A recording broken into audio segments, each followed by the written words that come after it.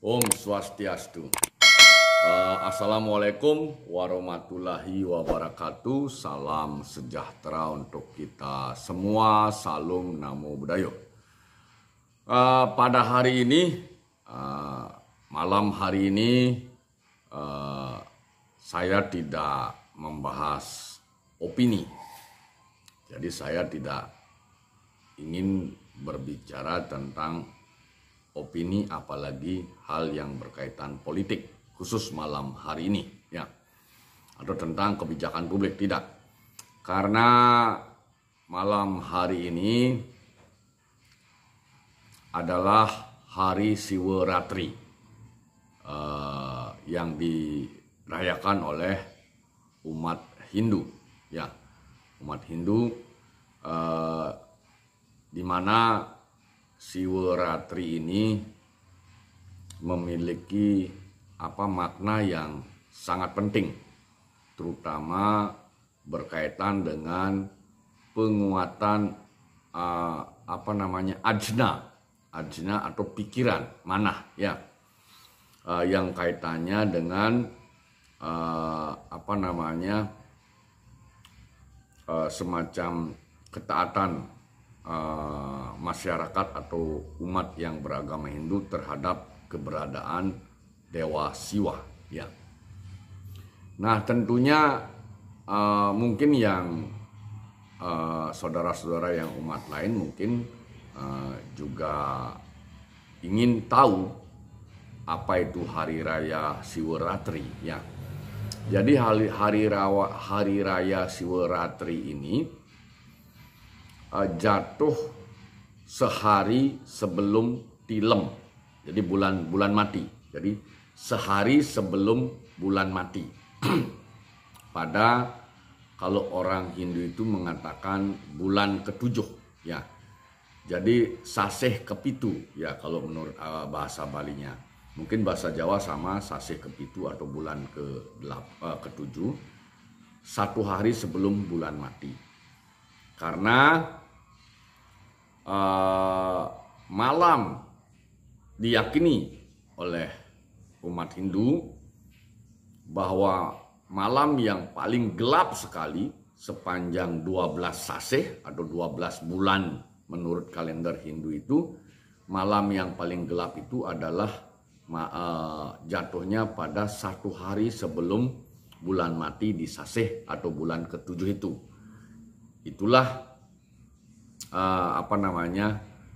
hari jatuhnya hari raya Saraswati. Hari raya Siwaratri. Nah, ini memang menarik sebenarnya kalau kita mau mengulik, ya, antara hari Siwaratri terutama dengan saudara kita yang merayakan Imlek. Nah, kalau Siwaratri itu sehari sebelum bulan mati, saseh kepitu itu, kalau Imlek biasanya sehari setelah bulan mati itu, saseh kepitu itu. Makanya kalau saya melihat ada hubungan antar agama di muka bumi ini. Jadi sebenarnya tidak berdiri sendiri satu agama, dia ada kait-mengkaitnya. Jadi bahasa kerennya itu cocokologi, ya. Nah, kembali lagi ke hari raya Siwaratri ini. Karena dia menggunakan saseh bulan, maka dalam 12 bulan itu jatuhnya satu kali saja, satu kali. Nah, cerita mitologi yang berkembang di tengah masyarakat Hindu, itu ada aktor namanya Lubdaka. Jadi Lubdaka ini pada saat berburu dulu, ceritanya ini mitologi, ya.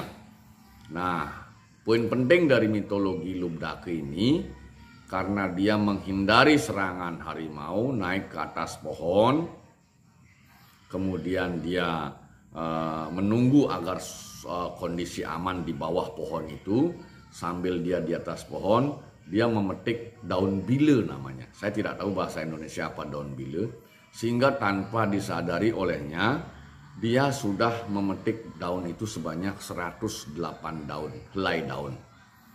Nah, kalau saya melihat itu mitologi, kalau saya pribadi. Artinya apa sebenarnya esensinya? Esensinya ketika hari Siwaratri ini semua umat yang beragama Hindu itu diharapkan untuk hening. Hening sejenak, hening beberapa saat, iling bahasanya, hening atau meditasi, sembahyang kemudian meditasi atau hening dengan melafalkan mantra-mantra atau doa sebanyak 108 kali. Nah, pandangan saya itu esensinya. Sehingga target sasarannya itu apa pada saat melakukan hening itu? Pada dasarnya karena Hinduisme itu dia kosmologi orientasinya, maka kita menyadari siapa jati diri kita. Terutama kita memahami betul di mana asal usul kita, siapa jati diri kita, kemudian bagaimana kita menyadari sang diri sejati. Itu esensinya sebenarnya, maksud dan tujuan atau sasarannya. Kemudian dikemas, mungkin pendahulu kita terdahulu mengemasnya dalam bentuk mitologi cerita tentang Lubdake itu.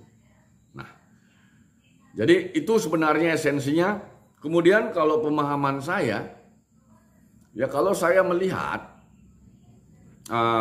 membaca buku-buku yang berkaitan dengan filsafat Hindu, memang di dalam filsafat Hindu itu kalau kita berbicara literasinya, memang dewa tertinggi itu adalah Siwa.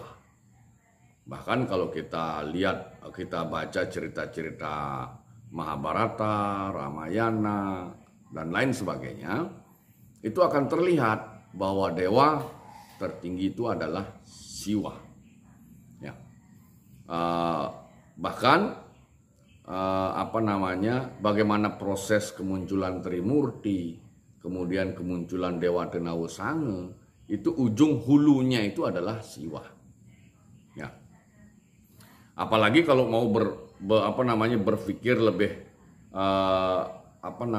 naik lagi ke tataran filosofis Hindu, filsafat Hindu, kemudian ujungnya itu yang namanya aksara dan angka, Wariastra bahasanya di Hindu itu, yang hulunya itu aksara dan angka. Di sana akan kelihatan mulai dari proses semesta ini kosong sampai kalau menggunakan pendekatan pengetahuan para fisikawan itu tentu proses penciptaan semesta itu teori dentuman besar itu sebenarnya terconnecting dia dengan yang namanya Wariastra itu atau hulunya itu aksara dan angka. Apa itu? Di Hindu dalam ketika orang mempelajari aksara dan angka, hulunya itu ada di hulunya itu kosong. Jadi kalau orang belajar fisika matematika itu paham himpunan kosong. Nah, himpunan kosong itu nir, Muslim bilang nur, itu kosong. Nah, kosong itu berisi. Nah, itu adalah beliau yang tak terlukiskan. Beliau yang tidak terkatakan. Nah, makanya pendahulu-pendahulu dulu sebelum masuknya agama-agama impor ke Indonesia, itu beliau itu senior-senior kita, leluhur-leluhur kita menyebut beliau itu Gusti, disebutnya Gusti. Beliau itu. Bahkan bisa dikatakan tetua-tetua kita, leluhur-leluhur kita tidak berani menyebut karena begitu agungnya Sang Maha Pencipta itu, tidak berani menyebut. Ya. Nah, kalau itu kita berbicara tentang sejarah agama ya di Nusantara itu. Nah, kembali lagi ke Wariastra tadi. Ujung hulunya itu himpunan kosong, nur nir, beliau. Nah, kemudian barulah ada titik bisa dikatakan sebagai angka 1. 1 itu Paramasiwa. Jadi kalau bicara tentang Paramasiwa, sudah ada pengaruh maya di sana. Tidak seperti Nur Nir, Sang Khalik, Sang Maha Pencipta yang betul-betul holy, ya. Tidak ada unsur mayanya, ya. Nah, Paramasiwa ini sudah ada unsur maya. Makanya ini pemahaman tentang esensi hari raya ini Siwaratri. Kita memahami apa itu Siwa. Ya. Jadi muncul setelah himpunan kosong baru muncul yang namanya Paramasiwa. Itu sudah kena pengaruh maya. Tetapi belum berwujud purusa atau perdana, belum. Belum berwujud laki perempuan, belum. Nah, dari Paramasiwa itu turunlah beliau menurunkan yang namanya Sadasiwa. Paramasiwa, mohon maaf, Paramasiwa, Siwa, Sadasiwa. Nah, Siwa. Nah, ketika berbentuk Siwa ini, beliau itu sudah ada pasangannya yang namanya Parwati. Nah, kalau yang tadi Paramasiwa berbicara aksara itu Aum. Aum. Jadi kalau kekinian, diketik kekinian dibalin Om. Jadi Aum itu di dalam disebutkan suara itu ada dibawa masuk ke dalam. Aum itu Paramasiwa. Nah, ketika Paramasiwa sudah terkena lagi pengaruh maya, maka beliau ada unsur mayanya purusa perdana.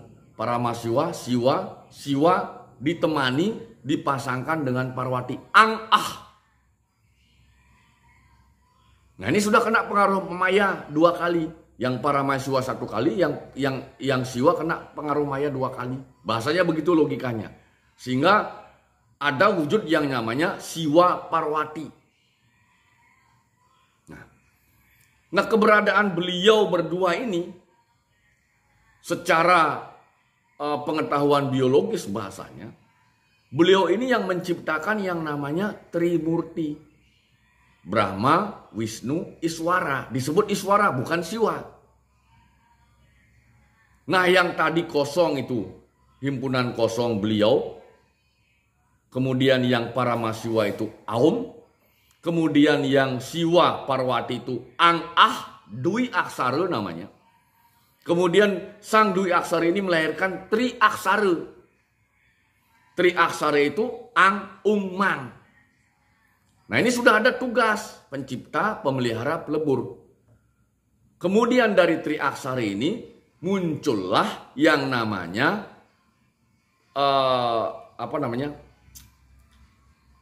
Panca Aksara dan Dewata Nawa Sanga dan Dasa Aksara. Pak Dewata Nawa Sanga ini penciptaan semestanya secara utuh. 8 penjuru mata angin. Jadi semesta besar ini.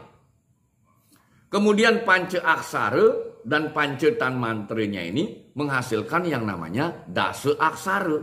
Itulah yang menciptakan tubuh manusia. Nah, dari cerita singkat itu, poin pentingnya bahwa Siwaratri Kalpa ini, Hari Raya Siwaratri ini, esensinya kita menyadari bagaimana proses penciptaan semesta itu sendiri dan bagaimana proses penciptaan badan kita ini. Sehingga kita diwajibkan untuk hening. Kita diwajibkan untuk memahami betul bagaimana proses penciptaan semesta ini, termasuk semesta alit ini. Semesta alit itu adalah buana alit, badan kita. Semesta besar ini buana agung. Sehingga di dalam filsafat Hindu juga dipahami bahwa buana alit sama dengan buana agung. Alam badan kita ini unsur-unsurnya sama dengan unsur-unsur alam besar. Nah, itu yang perlu kita cermati bersama, terutama bagi kita yang menganut agama Hindu dimanapun itu. Nah, bagi rekan-rekan yang non-Hindu ingin mengetahui, boleh. Karena tidak ada salah kita memahami pelajaran-pelajaran agama lain. Bahasanya itu mempelajari teologi tentang perbandingan teologi bahasanya, bahasa kekiniannya. Nah, itu hal yang bisa saya sampaikan berkaitan dengan esensi daripada Hari Raya Siwaratri menurut agama Hindu. Jadi kalau ada hal-hal yang mungkin kurang pas dalam penyampaian saya tadi. Saya mohon maaf, namun esensinya ingin sharing, ingin menyampaikan sedikit semacam tausiah atau syiar agar kita semua, terutama adik-adik muda yang beragama Hindu, memahami betul apa itu esensi Hari Raya Siworatri. Demikian, kurang lebih saya mohon maaf, saya tutup dengan menyampaikan Prama Santi. Om Santi, Santi, Santi Om. Assalamualaikum warahmatullahi wabarakatuh. Salam sejahtera untuk kita semua. Salam Namo Buddhaya. Selamat malam.